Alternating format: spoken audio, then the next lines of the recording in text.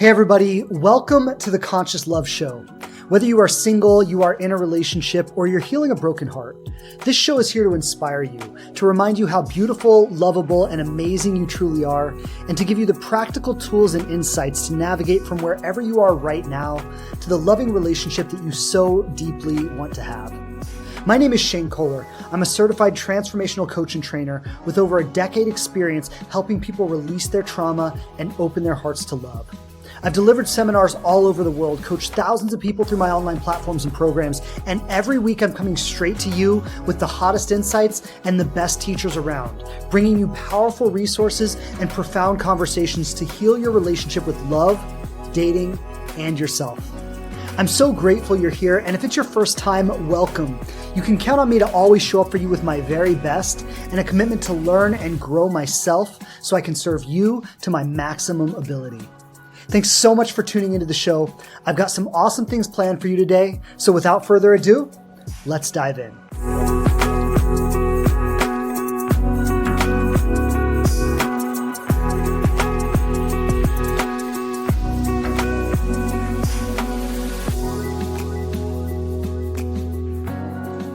All right. Hello again, everybody. Hello. Welcome back to the Conscious Love Show podcast. Shane Kohler on with you today. Pleasure as always, happy to be here, and looking forward to diving back in. Today's episode, I want to talk about why men pull away when you stop chasing them. And what I want to speak into is a profound overcorrection that I see so many women falling into when they try to break the pattern of chasing men. So this is for anyone who's had a history of chasing, anyone who's had a history of overgiving, anyone who's had a history of giving too much too soon, hoping that it would secure this person's place in your life or make them love you or make them fall for you, and that you have consistently seen that this pattern has led to men not perceiving your true value. That when you give too much too soon, you actually lower your perceived value in someone's eyes, even if you're incredibly valuable. Even if you would be the best partner in the world, they can't see it when you're chasing them. And I know so many of you listening right now have seen this pattern in yourself. I know that you've fallen into it in the past. And I know that so many of you are in the process of breaking this pattern because you're tired of men in particular not seeing the value that you bring to a relationship.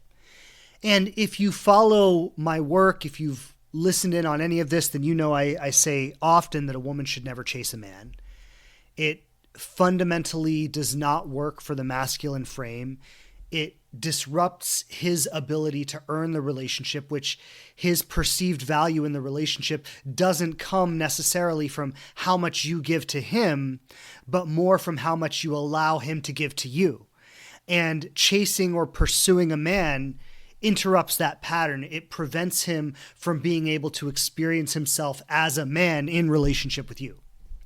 And so this is a pattern that fundamentally doesn't work, and there's a reason why so many women who have learned this pattern are actively trying to break it.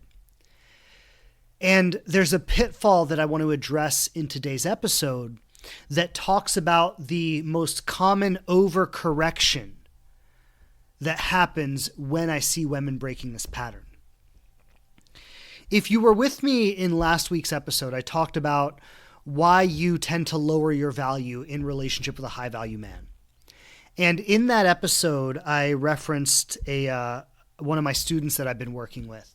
And what I want to share in today's episode is actually a continuation of her story, because the saga continues. And as her relationship with this guy that she perceived as high value, and then she immediately felt like she was lower in comparison to him. And as this relationship has unfolded, some more layers of this pattern have continued to be revealed. And I asked her yesterday if she would be okay with me sharing the full story here, because it's profound in what she's experiencing, the transformation that's occurring in her, and particularly how, as she's going through all of this in real time, it led directly to a man who had appeared to ghost her, turn around, show up, go all in, and offer her his full commitment. And what I want to say is this complete 180 that happened with her and this man in relationship had nothing to do with her actual value. It had to do with how she presented her value in the dynamic between the two of them. And this is so important. So let me name some foundational principles before I get into the meat and potatoes of today's episode. And so what I want to say is this woman that I'm going to speak about today, this amazing, brilliant woman who it's been a pleasure to work with her, and witnessing this transformation happening in real time is just beautiful. I love it. This is what I do it for, right? So she's amazing. And I want to say, by extension, all of the women I work with are absolutely incredible. The women who listen to this show, you're absolutely incredible. Like, if you were not an intelligent, thoughtful, deep, reflective, beautiful human being, you wouldn't be listening to this conversation right now. And so I want to preface this whole episode by saying that I deeply believe every single one of you brings incredible value to a relationship. I deeply, deeply believe that. And I'll say this by example of my relationship with my wife. Like, my life has only gotten better in every conceivable way because she is in it. I know what happens to men when they partner with a woman. And I know that women bring incredible value to a man's life. And so I want to start by saying that if you're listening to this right now, if you're tuned into this conversation, I have no doubt that you are one of those amazing women who brings incredible value to a man's life. And there's a difference in inherent value and perceived value. And this is the thing that I consistently encounter with the amazing women I work with, is they show up with incredible inherent value. But the way they participate in their relationships with men don't convey that to the men. And so their perceived value by men is undermining their actual value. And chasing is the blanket term we use for the number one way that women lower their value in relationship with men. So I want to state this principle up front in today's episode. Men do not perceive a woman's value based on how much she gives him. And this is why chasing fundamentally fails. When a woman shows up and she says, I'll give you everything. I'll give you my love. I'll give you my time. I'll give you my attention. I'll make myself available for you whenever you want. I'll cook you meals, and I'll do all the things you like to do, and I'll do everything I can to make you happy, and I'll sleep with you, and I'll just all of it. In a man's frame, and maybe honestly, I shouldn't just limit this to men, because I think when a man does that to a woman, she tends to not really recognize his value either, right? Like, think about that, ladies. If a man shows up, I'll give you everything, I'll do anything for you. Like, the way a human being tends to interpret that, and is this particularly wise? Not necessarily. Is it ego-driven? Largely, yes. But the way a human being tends to interpret that is, if you're trying so hard to win me over, you must not have a lot of options. You must really need my approval. You must really need my acceptance if you're trying this hard to win me over.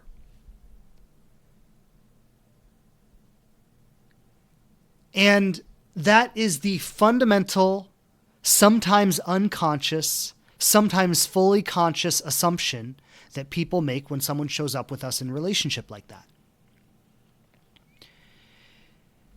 I think it's particularly potent for men, because the way a man perceives a woman's value is not by how much she invests in him, but by how much he invests in her.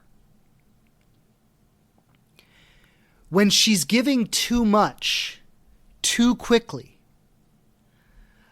what she ends up doing is depriving him of the opportunity to pursue her, depriving him of the opportunity to show up for her, depriving him of the felt experience of earning his place in her life. And it's the process of investment in her, investment in the relationship, investment in earning his place in her life that makes her valuable in his mind. And I know that feels backwards because you think, no, I'm valuable. I can give you all of this. I can do all of this. I can do things in the kitchen. I can do things emotionally. I can do things in the bedroom. Let me show you everything I can do and show you how wonderful I can be. And we think that if we show somebody all of that, they'll want us. And it's counterintuitive to think that the real value is in letting you do things for me. And that the more you do for me, the more valuable you will perceive that I am.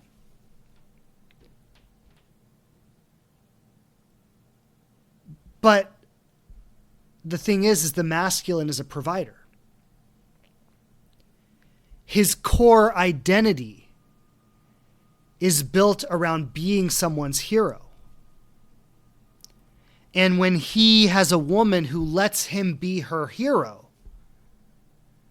when he can plan a nice date for her and take her out somewhere, when he can please her, when he can make her happy, when he can do all the things that, when he can meet her needs, and not just meet her needs, but be rewarded and reciprocated for meeting those needs, that establishes her value in his mind.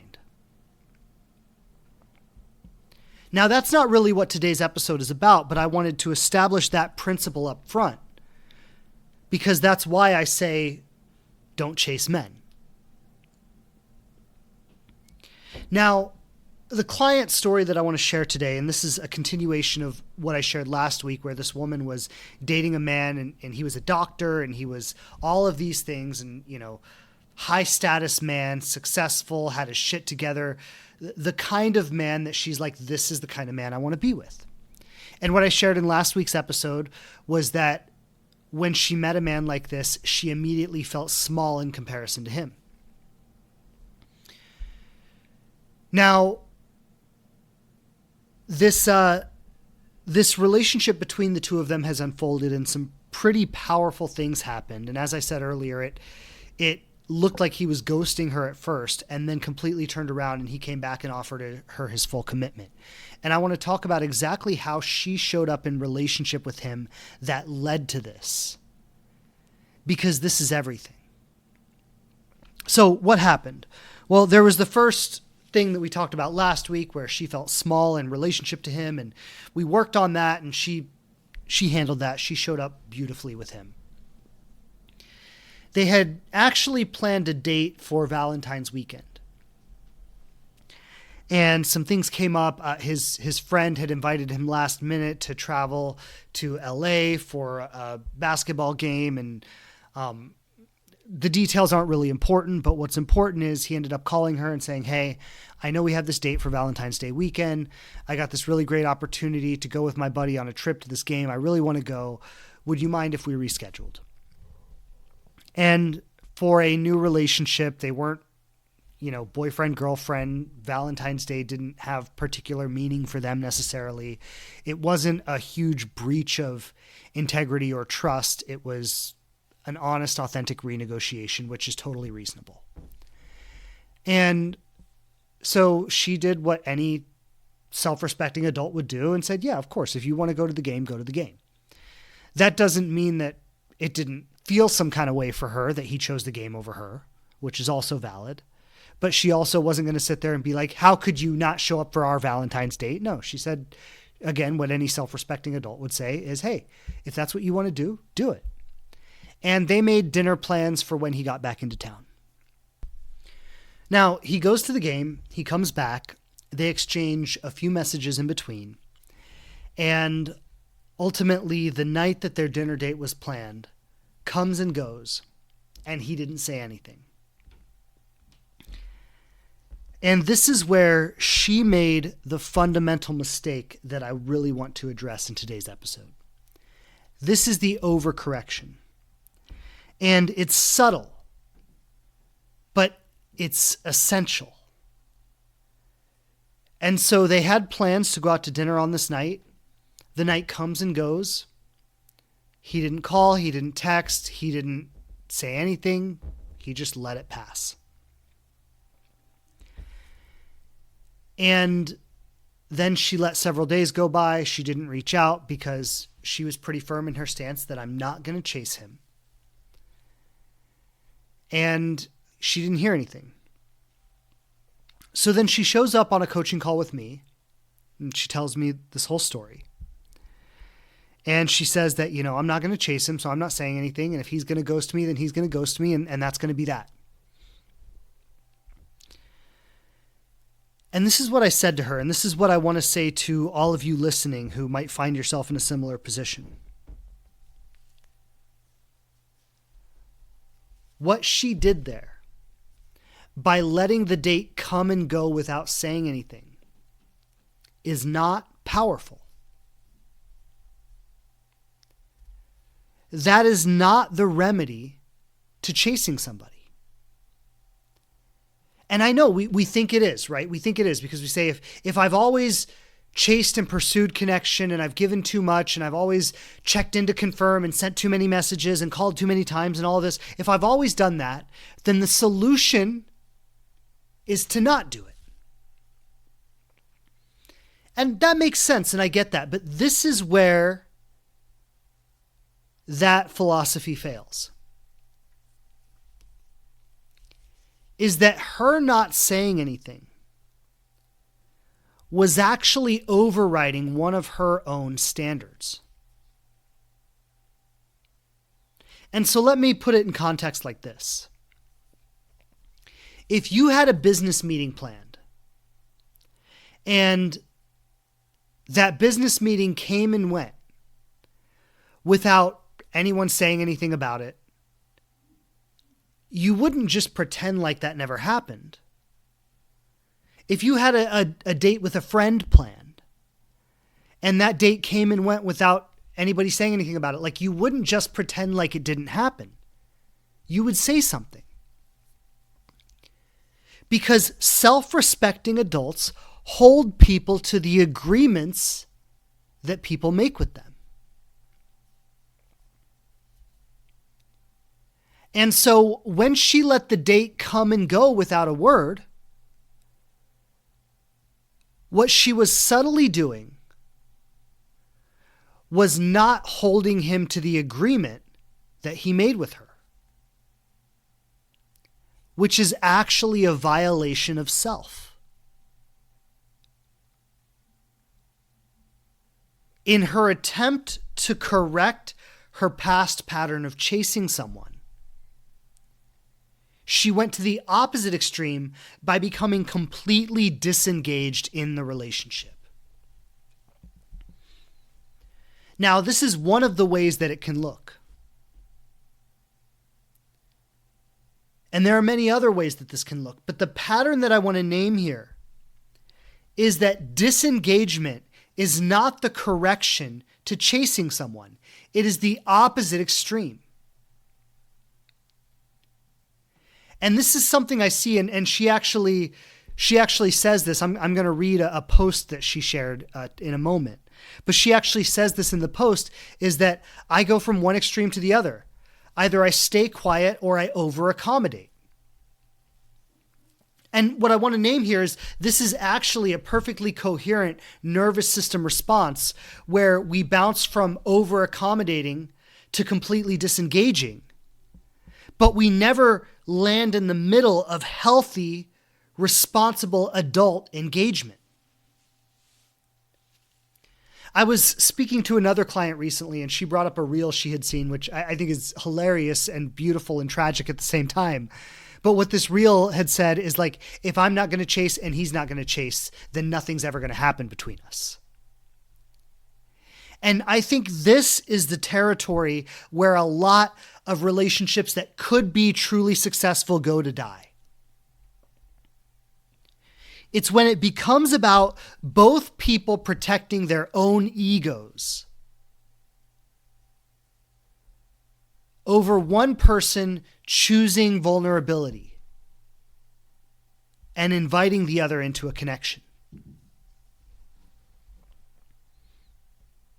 You see, chasing is vulnerable. But the correction to chasing isn't the absence of vulnerability. The correction to chasing is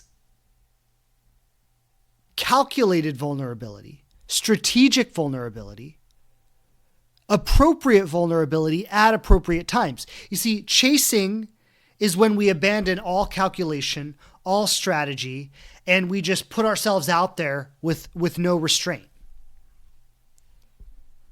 That obviously doesn't work. But the opposite of total disengagement also doesn't work. But when I assess a relationship and I say, where is my vulnerability appropriately placed? And I choose to be vulnerable at strategic moments that make sense for the relationship. That's where my power lies. And I want to say this for all the ladies. Yes, I've already spoken today about how chasing lowers a man's perceived value of you. But if you show no vulnerability, if you go from chasing all the way to complete disengagement, what ends up happening is he feels like he has no place in your life. He feels like there's no traction, there's no interest, there's no desire, there's no reward. And he may perceive you as a high-value woman still. He may think, wow, she's an amazing woman. She's too busy for me. She has too many options. I don't measure up. She's got too much going on in her life to take this relationship seriously. Like, it may not diminish his perceived value, but what it will do is make him feel like there's no place for him to exist in your life. Which is exactly what happened in this situation. And so, what I really want to name in this episode is there is a level of engagement that reveals your emotional need, that reveals your desire, that reveals your attraction, without ever allowing that revealing to actually disempower you in the relational dynamic. You see, a man needs to see all of that in order for him to feel like there's a place for him to exist in your life. The thing that is going to destroy it is not you revealing all of that. It's you abandoning yourself to try to get that, and that's where chasing comes into play. Saying, I have this desire. I have this emotional need. I'm inviting you to show up for me in a way that meets this desire and meet this emotional need. And if you do, I will appreciate you. You will be my hero. I will reward that effort. But at no point will I abandon myself. Will I dishonor myself in any way in order to get you to do that?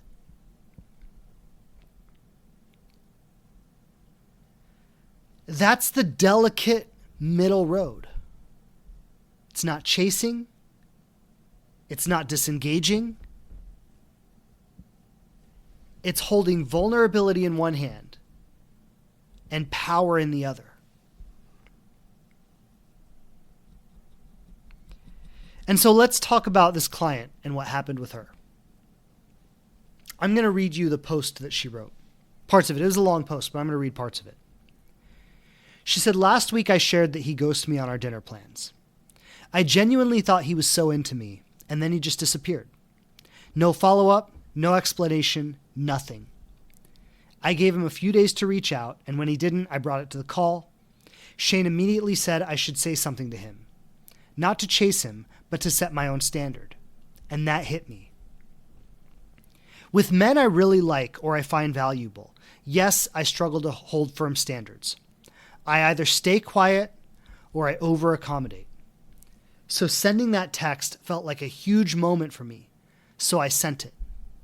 And I want to clarify, the text that I told her to send was something along the lines of, hey, I just wanted to touch base. I was under the impression we had plans the other night, and you didn't text or call or anything, and I feel like you just abandoned our plans.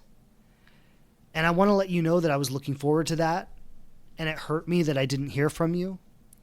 And if we're going to continue seeing each other, I need to say that this behavior is unacceptable, that I'm not okay with things like this. So let's stop there for a moment. What did she do in that text? First and foremost, she held him accountable to the agreement that he made with her. That's essential. And this is what I said to her on the call. I said, a self-respecting person doesn't let people dismiss their agreements to them without acknowledgement. That's important. When she let that day come and go without saying anything, what she subtly communicated is the agreements that you make with me are not important. That's huge. That the very act, whether he apologizes or not, the very act of saying, you don't get to blow off an agreement with me without acknowledgement, commands respect.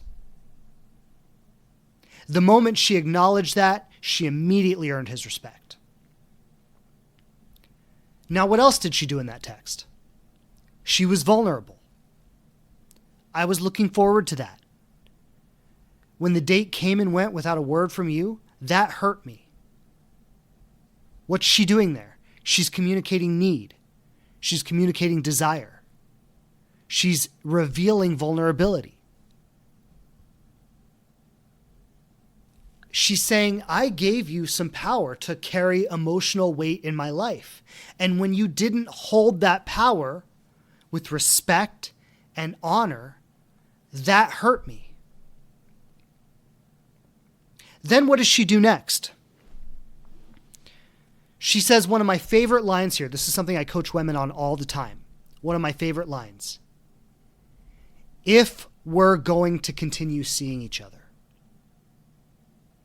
That line is carrying a lot of weight right there. And I want, to all the ladies listening, write this down in your journal or something, because this is something you can put in any text message, any phone call, any communication you have. If we're going to continue seeing each other. This is the complete correction to chasing. It's not, I hope we continue seeing each other. It's not, I need to see you again. It's not, please show up for me. What that line communicates is, I'm okay with it either way. But here's the thing, I set the standard. So if we're going to continue seeing each other, this is the standard. In her text message, she said, if we're going to continue seeing each other, I need to be clear that this behavior is unacceptable. What she's saying is, there is a level that you get to rise to if you want me to be in your life. Yes, I'm revealing my vulnerability. Yes, I'm revealing my emotional need. Yes, I'm revealing my desire for you and my desire for the relationship. At the same time, if we're going to continue seeing each other, there's a level that you need to rise to, and right now you just fell below it.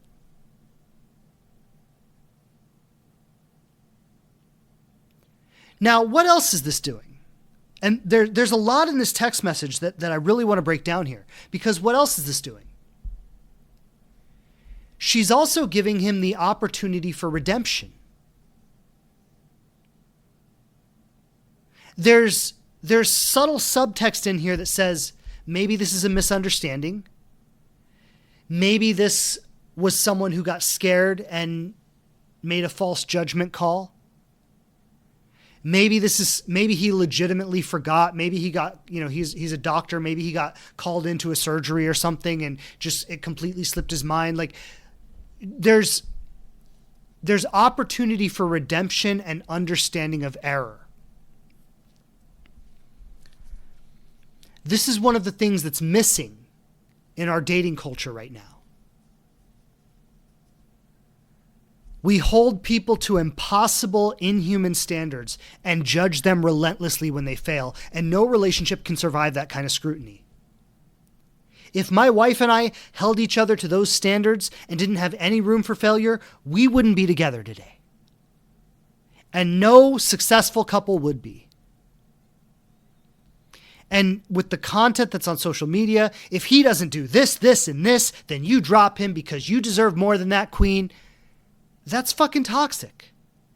And I understand the principles underneath it are like, okay, there's an element of self-respect there. There's an element of standards. I get it. And that's all good.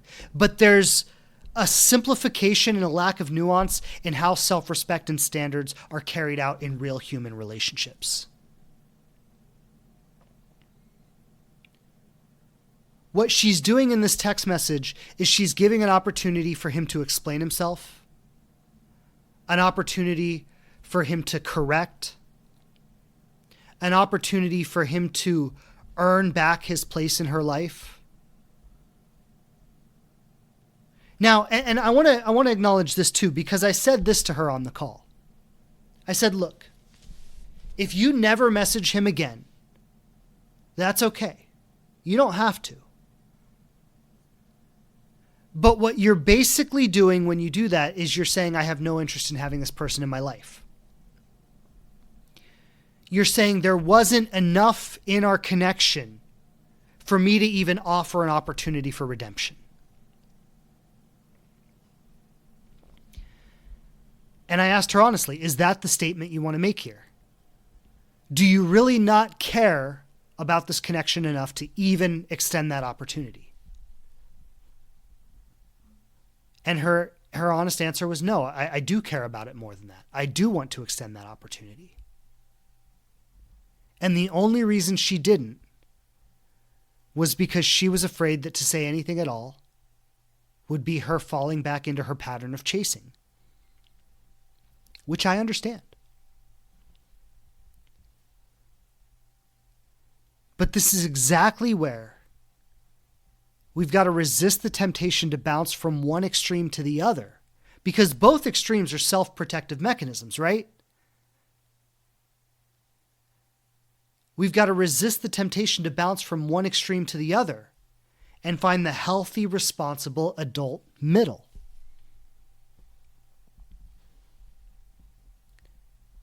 So she sends the message. Now, what happens? To my surprise, almost immediately he called. I let it ring, but he left a voicemail saying he wanted to see me in person as soon as possible. We met for breakfast the next morning, and this is where it gets wild for me. He told me that his feelings for me had been growing every time we spent time together.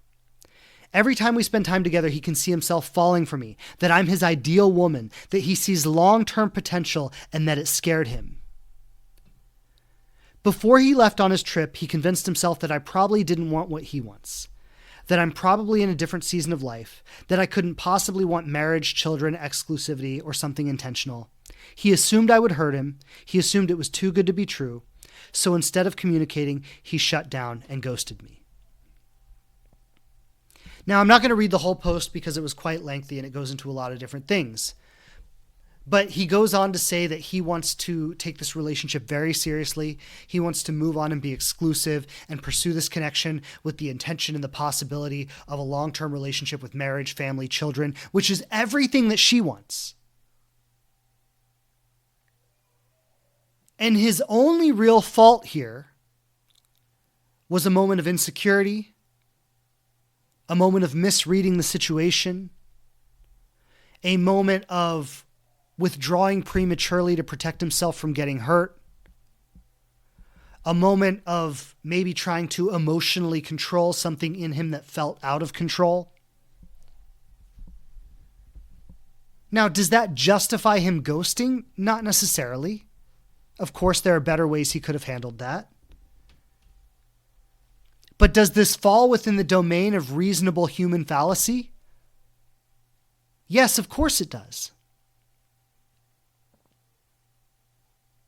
Is that forgivable if he shows up and goes all in starting now?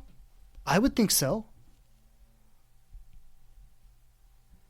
And something here, he says, he assumed that I'm probably in a different season of life, that I couldn't possibly want marriage, children, exclusivity, or something intentional.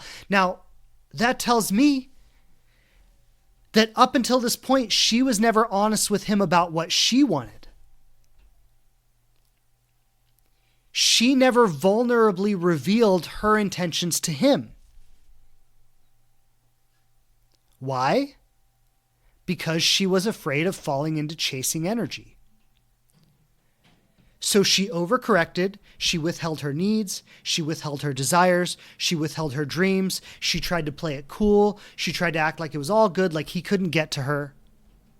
And she led him to believe that she didn't want the same things he wanted, that she wasn't as interested as he was, and that if he were to continue down this path with her, he would ultimately get hurt. And if she hadn't had the courage to send that message to people who wanted the same things and might be deeply compatible, and I'm not getting ahead of things here, but it's possible they might end up spending their lives together now. And they might not, right? I'm not getting ahead of things. But what we have now is a solid connection between two people who have stated they want the same things in life, who have established exclusivity in their relationship, and who are moving forward on an aligned path with the intention of exploring a lifetime partnership together. That's not small. Most of you listening to this podcast right now are trying to find exactly that. And this is what I want to say. There is exactly that hiding beneath the defensive strategies in 95% of the connections that are happening out there. I've spoken on this so much over the years that so many relationships could take off if we were better about being honest and vulnerable with each other. And so many connections die that could be successful if we weren't busy guarding ourselves against them.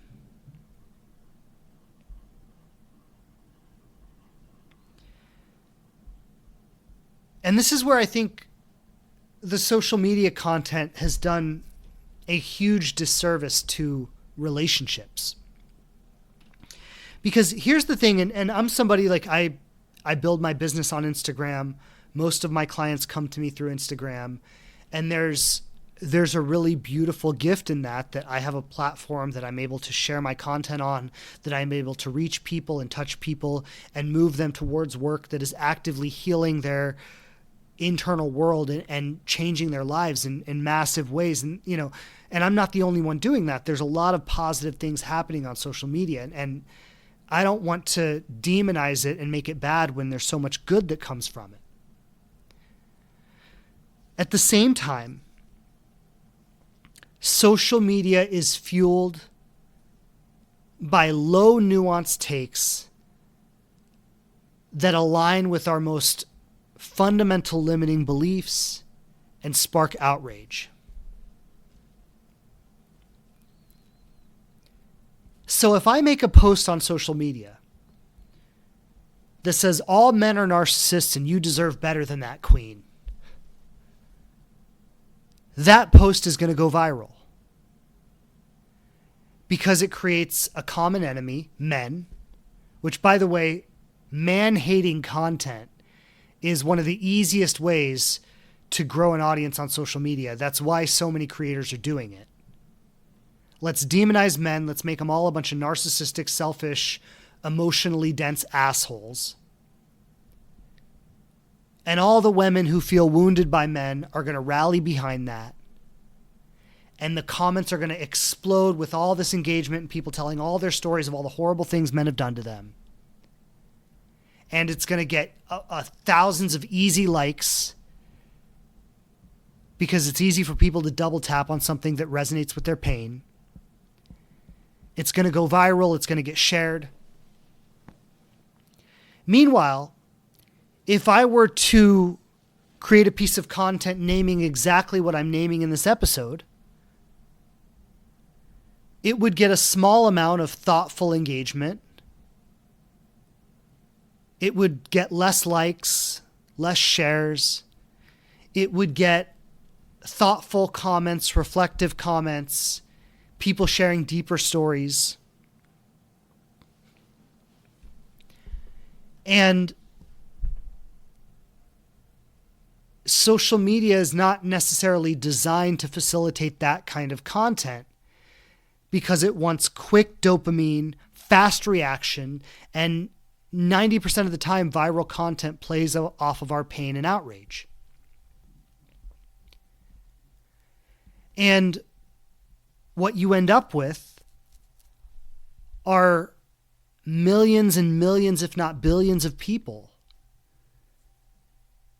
being polarized by low nuance content that validates their pain and reinforces their limiting beliefs. And so the Andrew Tates of the world who dishonor women and perpetuate toxic masculinity and boost women as the enemy and the content on the opposite side that hates men and points out the problems with men goes viral and gets lots of attention, and it's actually polarizing men and women against each other. And I'm not saying that men have not done horrible things to women. Of course, there's reality to that. And this may be less prevalent or less obvious, but there are a lot of women who do horrible things to men. But underneath the extreme scenarios and the outrage cases, there are a lot of very normal people going through very normal human interactions who are not malicious, who are not intentionally manipulative, who are emotionally overwhelmed, reading mixed messages and confused about it, operating from self-protection, operating from fear of being hurt, trying to adhere to the rules that they saw on some social media post that told them men do this or women do this, whose nervous systems are chronically dysregulated, who are not deeply attuned to what their truth is, who are not really seeing the other person clearly because they're only filtering the other person through their own painful past. And this is not a victim and villain situation. These are two human beings who could be compatible, mismatching each other because their nervous systems have been hijacked by their past pain, their fear, their defensiveness, and a social media culture that is playing off of their deepest wounds and insecurities. And since we're on the Conscious Love Show right now, I want to say, we got to be smarter than that. You know, there's a reason that so many of the women who come into my program end up in really healthy relationships relatively quickly. And the scenario I just outlined here with this woman I've been speaking about is a perfect example of why. You know, it's not magic. It's not mysticism. We're just bringing healthy adult relating back to adult relationships. We're just bringing the intelligent nuance back to a culture that has abandoned it for fast hits of high dopamine.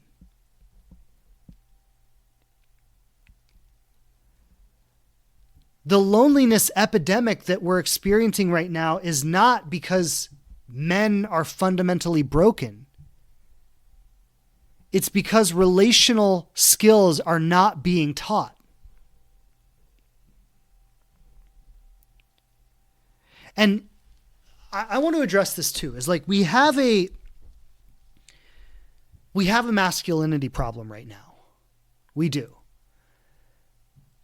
What we see are women excelling at higher and higher rates, more women graduating from college, women statistically making more and more money, ascending more and more into positions of leadership, while more and more men are living in their parents' basement playing video games and watching porn.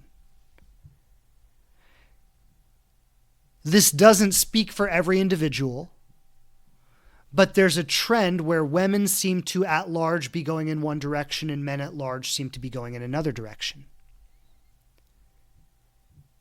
And I know women are often experiencing the fallout of this because you've done the work to become emotionally intelligent and to learn about your wounds and your trauma and to educate yourself and to heal and to grow. And a lot of men are not doing the same thing.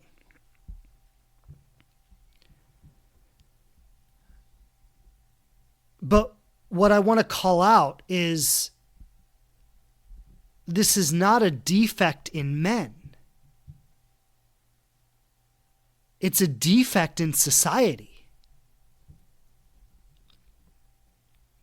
We've spent the last several decades trying to correct the subjugation of women, which was a huge cultural problem. And we've been actively trying to undo it. And based on results, it's largely being undone because women are ascending in incredible ways right now. And I'm all for it. I mean, my work helps women to do that, right? So like, I'm all for it.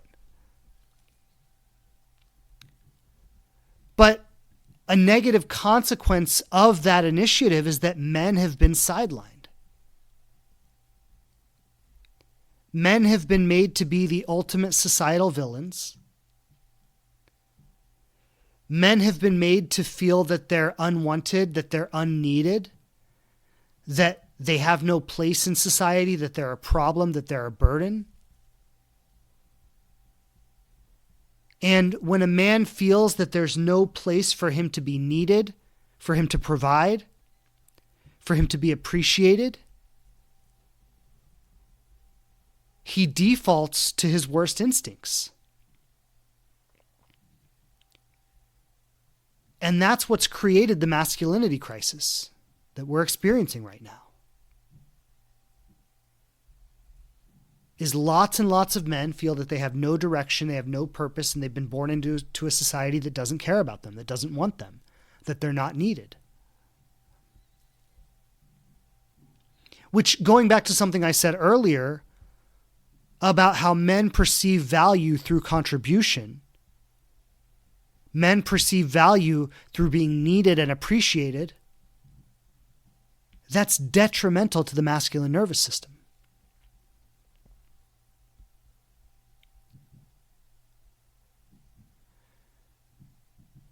And I don't mean to necessarily get into a whole social commentary about all of this, but the point I'm getting at is that hating or resenting men for their shortcomings is not the answer.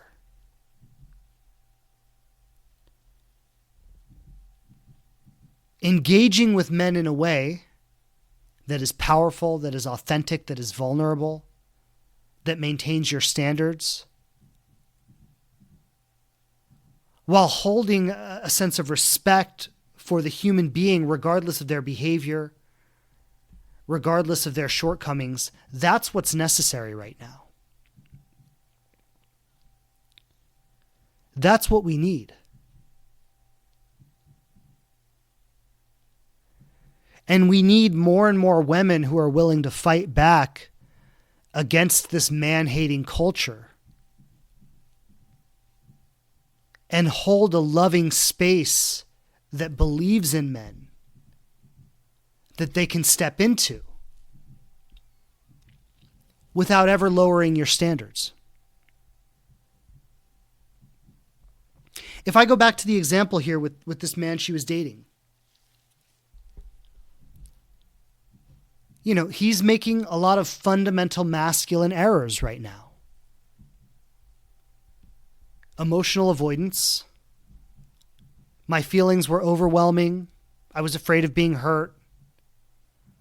I was afraid of putting myself out in a situation that would ultimately lead to my rejection or my loss.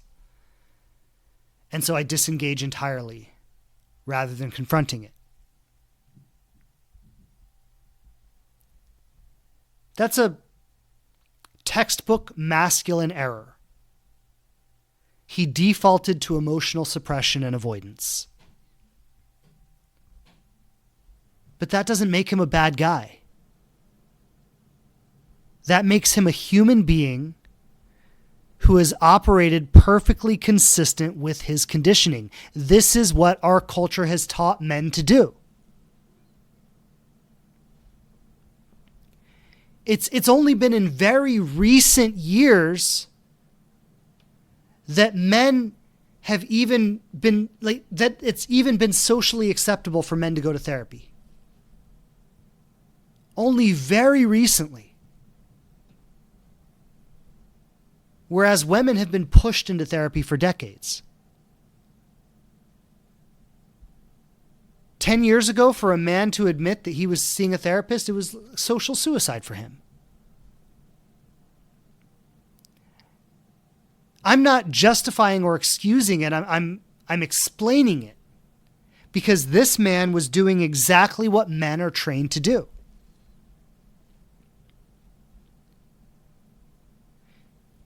And what I really want to name is ladies, I want you to see how much power you have because look what this woman did and the result it got. All it required was one text message that held him accountable, that included enough vulnerability to let him know that she was sincerely interested, and that set a clear standard for him to rise to. One single text message led to a full emotional confession and a real commitment.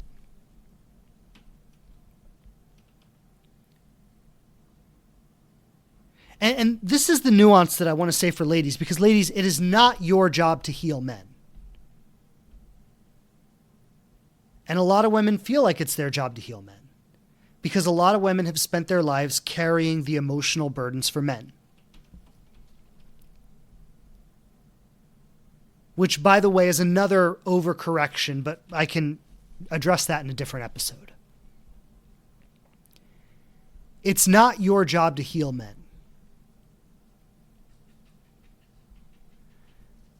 But to relate powerfully with a man, your role is to let him know that there's a space in which he can exist in your life if he chooses to. And to create the standards that you need him to rise to claim that space.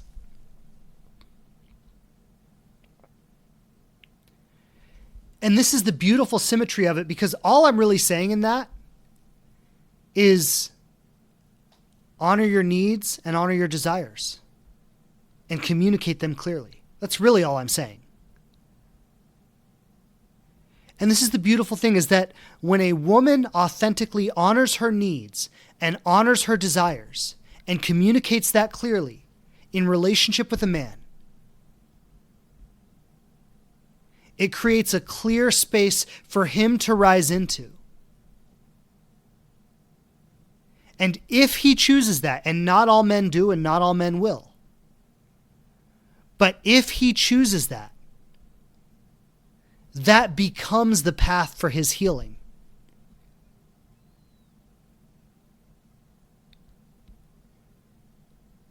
And so what I want to say is, ladies, it's not your job to take responsibility for a man's healing, but you have the opportunity to create the conditions where he will take responsibility for that himself.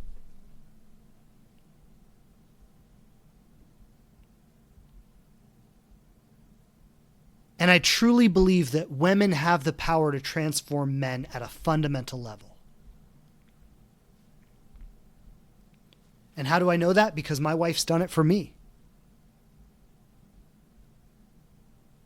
I've seen my friends and my close colleagues' wives do it for them.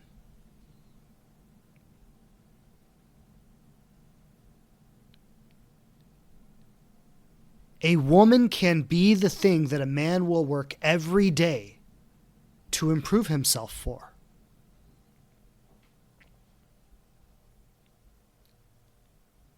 And the reason for that is, going back to something I said earlier, is he finds his value in having a place to provide and protect.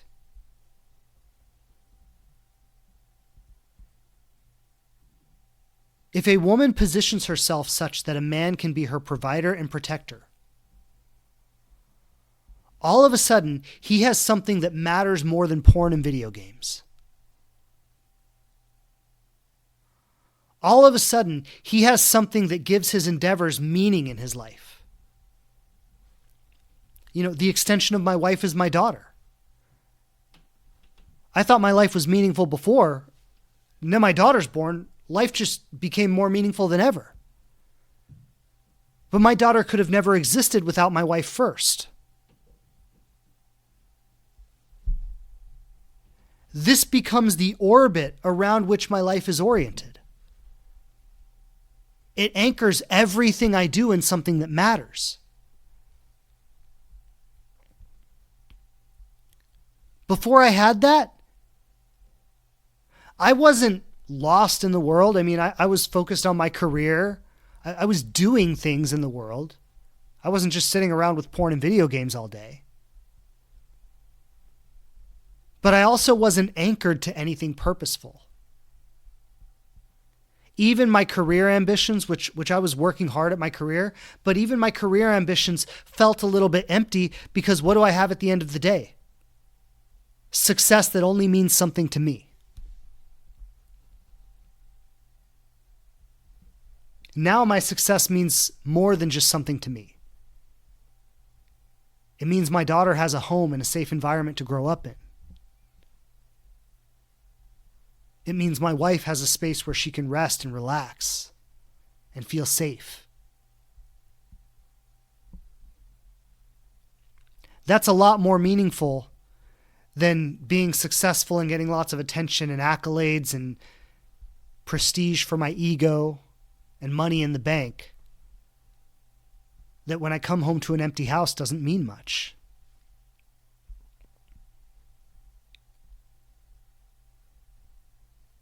And what I want to say to the ladies is that you are the thing that men want to orient themselves around. You are the thing that will call men into the highest expression of himself.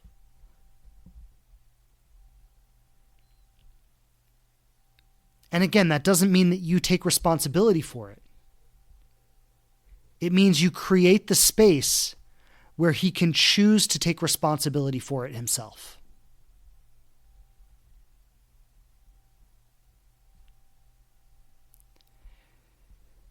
And I think what I'm naming here are some of the fundamental principles of the masculine and the feminine that traditional societies have honored, and that our modern society has lost because we don't have conversations and elders and traditions that initiate us into these patterns. And so we default to what we hear on Instagram.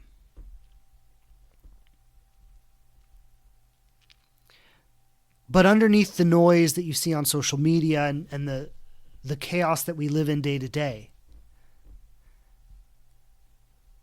there are real human beings who humble themselves enough to forge these connections with each other and build something real and lasting and meaningful. And these aren't the people who are rage commenting on social media, because they're quietly living their lives in partnership with nothing to prove.